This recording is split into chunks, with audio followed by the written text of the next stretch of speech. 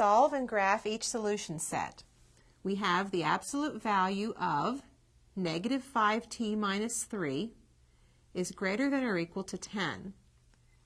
Now we have a symbol greater than or equal to. When we have an absolute value greater than or equal to a number, this can be written as two separate inequalities joined by the word or, in other words, a disjunction. We can say that negative 5t minus 3 is less than or equal to negative 10, or negative 5t minus 3 is greater than or equal to 10. Solving, we add 3 to both sides and we get negative 5t is less than or equal to negative 7.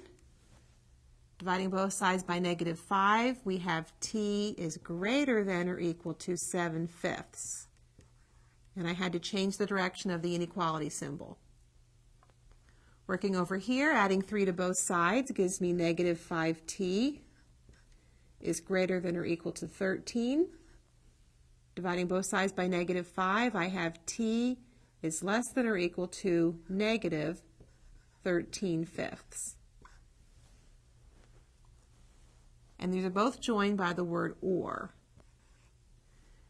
So to graph these, I graph the set of all numbers that are greater than or equal to 7/5 and shade that in.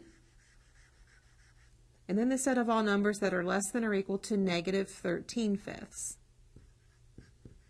Again, using a bracket and shade that section in the number line.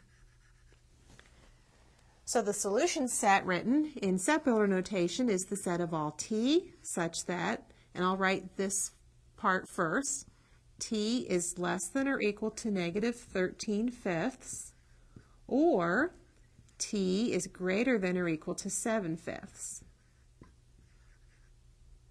Or I can also write that in interval notation as the interval from negative infinity to negative 13/5